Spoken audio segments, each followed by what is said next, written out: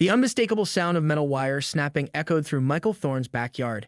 He froze, coffee mug halfway to his lips as he stared through his kitchen window.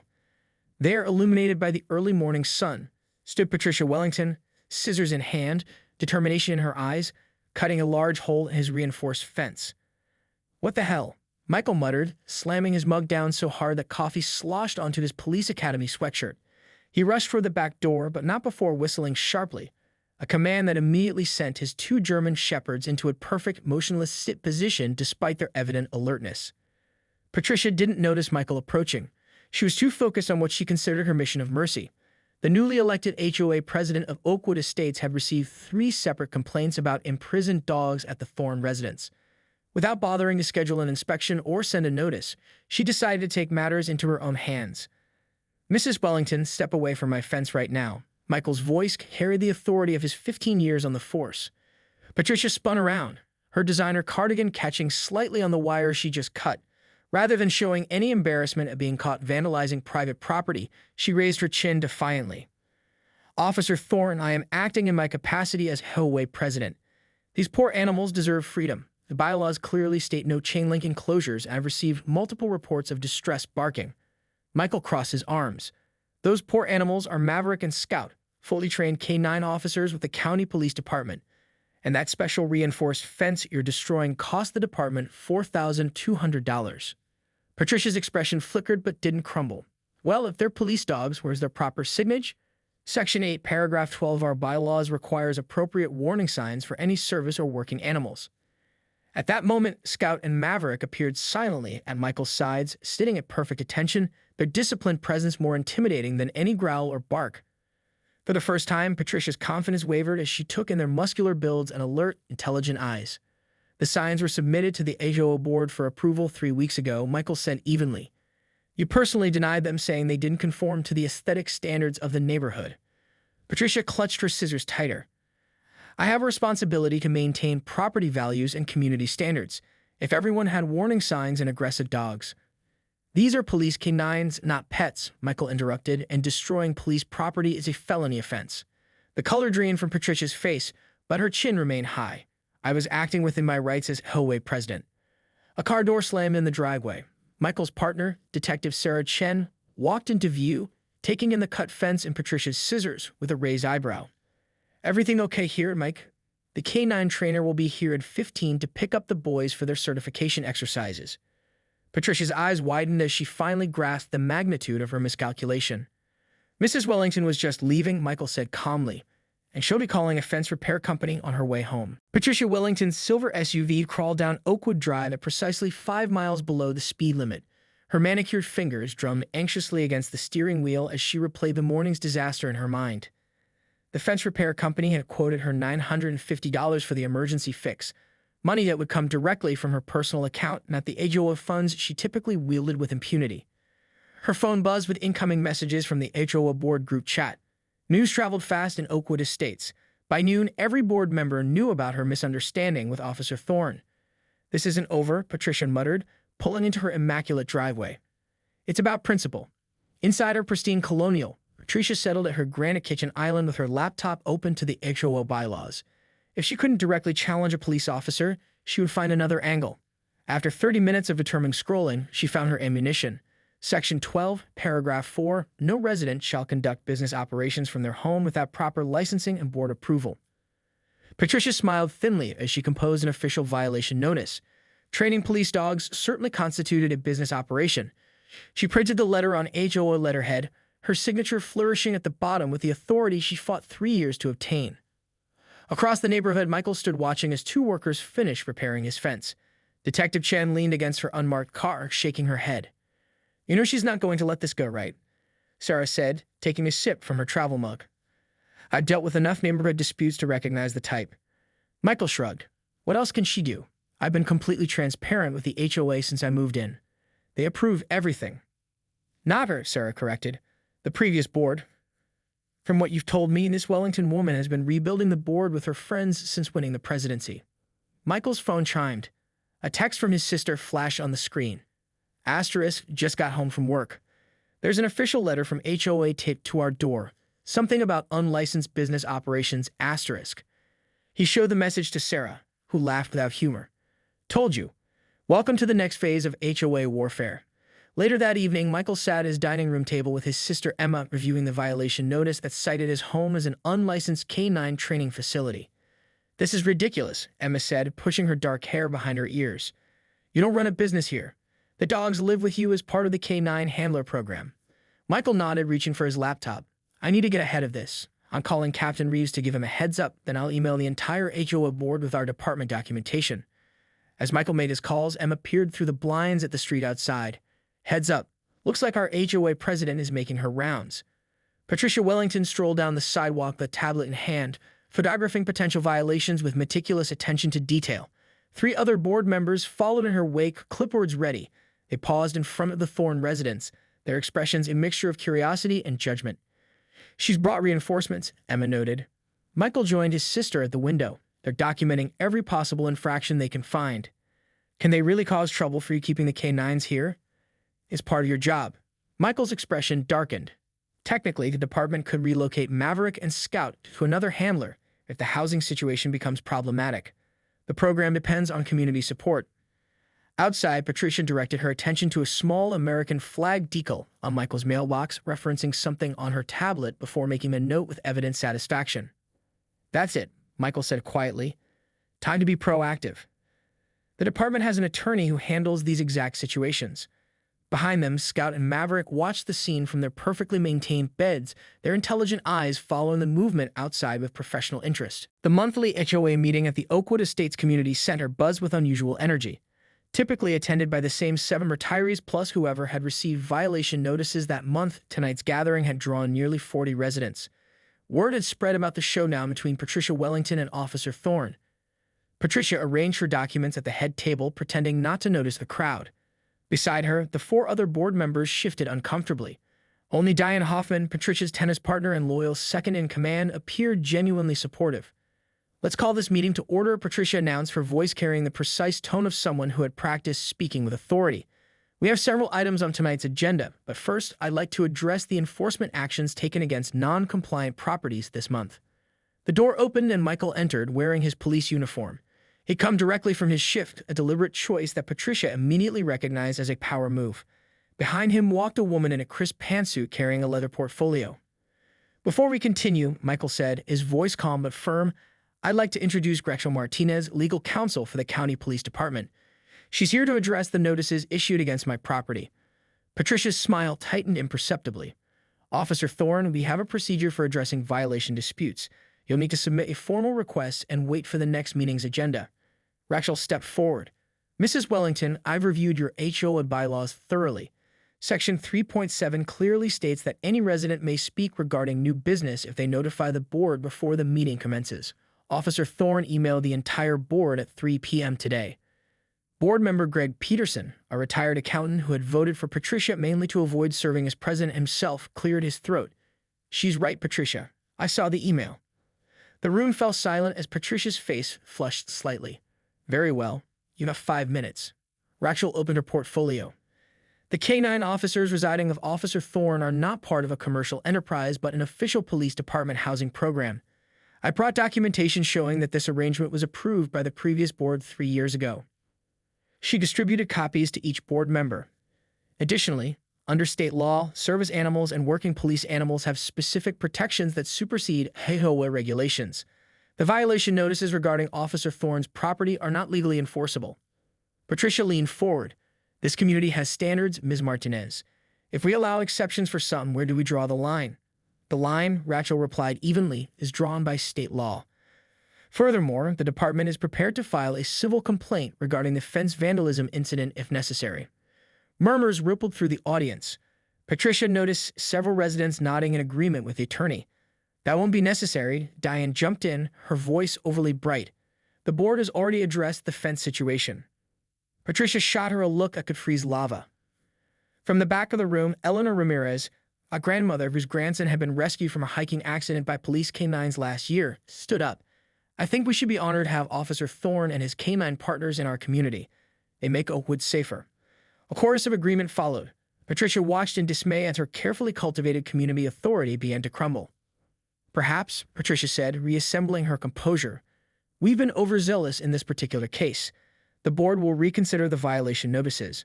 Michael nodded, but his expression remained serious. Thank you, but I'd like written confirmation that these notices have been rescinded and that there will be no further action regarding Maverick and Scout. Patricia's smile didn't reach her eyes. Of course, Officer Thorne. We'll take care of that immediately. As the meeting moved to other business, Patricia's mind was already racing with alternative strategies. This battle may have gone to Michael Thorne, but she hadn't become HOA president by accepting defeat. Patricia poured herself a generous glass of Chardonnay as she reviewed the community newsletter on her laptop. 2 weeks had passed since the humiliating HOA meeting, and she'd maintained a strategic silence, watching and waiting. The resignation letter from Greg Peterson, citing personal reasons for leaving the board, had arrived yesterday, exactly as she'd anticipated after their private conversation about his past due association fees. Perfect timing, Patricia murmured, inserting a carefully worded announcement about the board vacancy. With Greg gone, she could appoint someone loyal before the next election cycle. Her phone chimed with a text from Diane. *P, you need to see this. Check your email, no asterisk. The message contained a link to the Oakwood Estates Community Facebook page. Patricia rarely bothered with social media, considering it beneath her, but she clicked through and felt her blood pressure spike instantly. Michael Thorne had created a post announcing a neighborhood public safety day at the park. The department's K9 unit would demonstrate training exercises and safety protocols. Children could meet the dogs, and officers would be available to answer questions about home security. The event already had over 70 attending responses. Unbelievable, Patricia hissed, scrolling through enthusiastic comments. He's turning this entire neighborhood against me.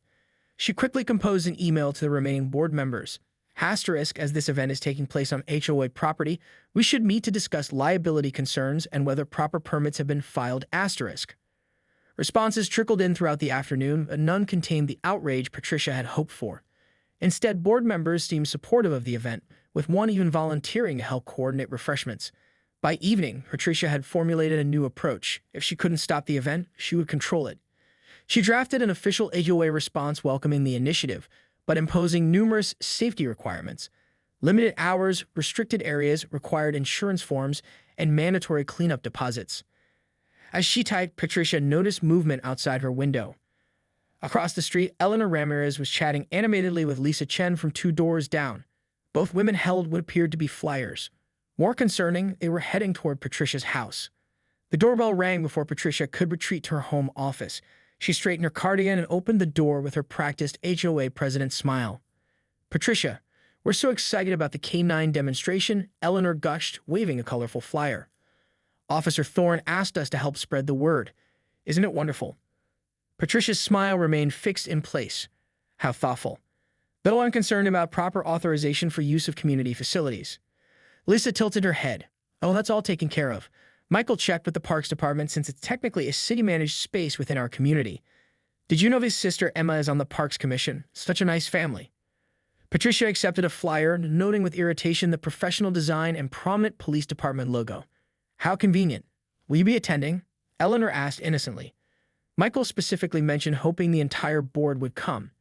He's even arranged a special demonstration honoring HOA leadership. Patricia's eyes narrowed slightly.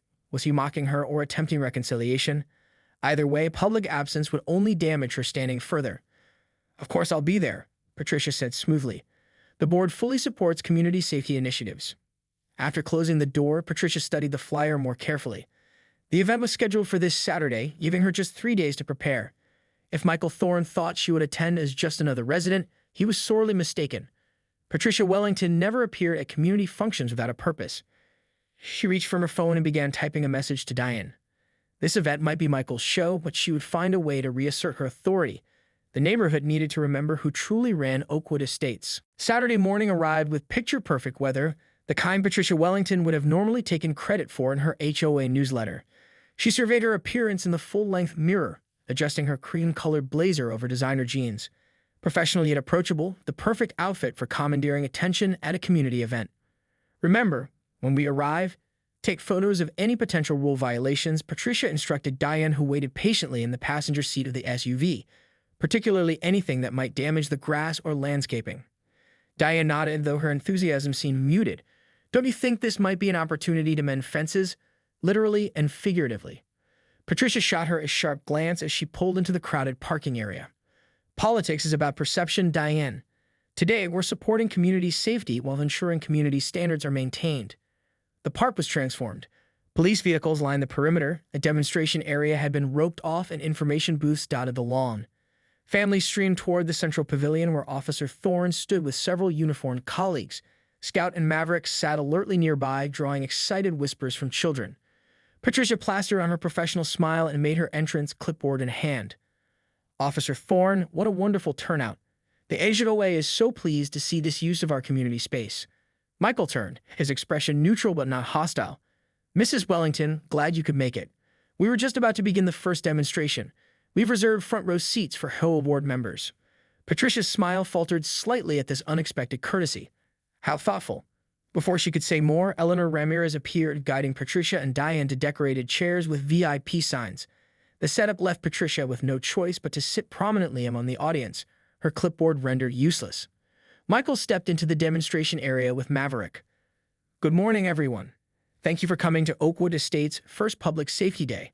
Before we begin our K9 demonstrations, I'd like to recognize some special community members.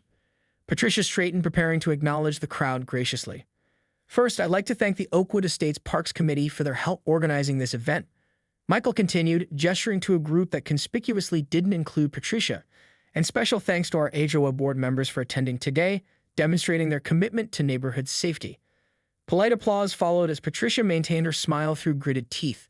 This was not the recognition she had anticipated. The demonstration began, showcasing Maverick and Scout's discipline, agility, and training. Children watched wide-eyed as the dogs responded to silent hand signals, navigated obstacles, and demonstrated search techniques. Even Patricia found herself reluctantly impressed. During a brief intermission, Captain Reeves, Michael's supervisor, approached Patricia. Mrs. Wellington, I understand there was some confusion about our K9 housing program. I want to personally assure you that Officer Thorne's property meets all departmental standards. Patricia nodded stiffly.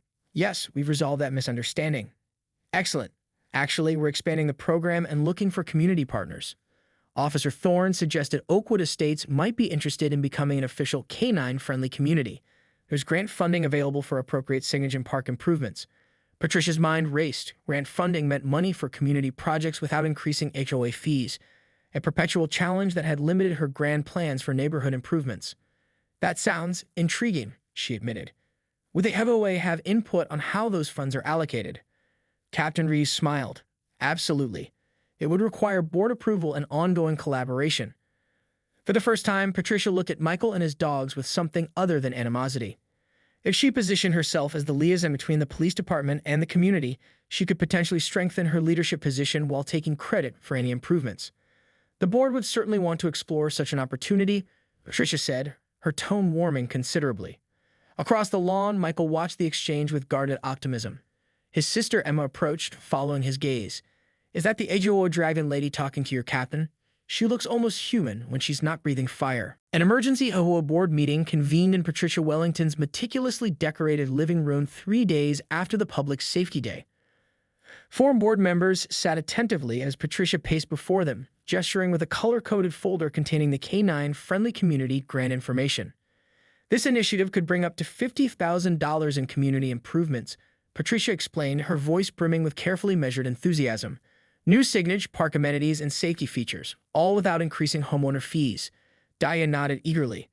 The demonstration was incredibly popular. Several residents have already emailed asking if we can make it an annual event. Patricia suppressed her instinctive irritation at Michael Thorne's growing popularity. Strategy demanded flexibility, which is precisely why the board should take an active leadership role in this partnership. We need to ensure any changes align with our community standards. The newest board member, Richard Garcia, hastily appointed after Greg's resignation, raised his hand. Have we resolved the issues with Officer Thorne's property? I've heard different versions around the neighborhood. Patricia waved dismissively.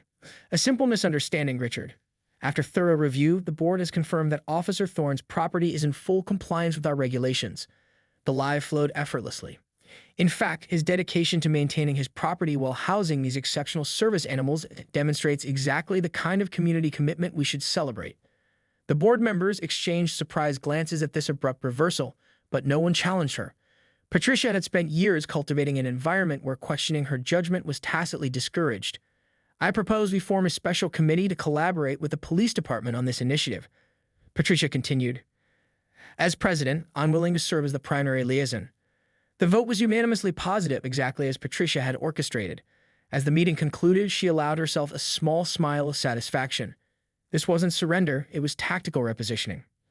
Across the neighborhood, Michael sat at his kitchen table with Sarah and Emma, reviewing the Public Safety Day feedback forms. I still can't believe Patricia Wellington actually smiled during the demonstration, Emma said, sorting through photos from the event.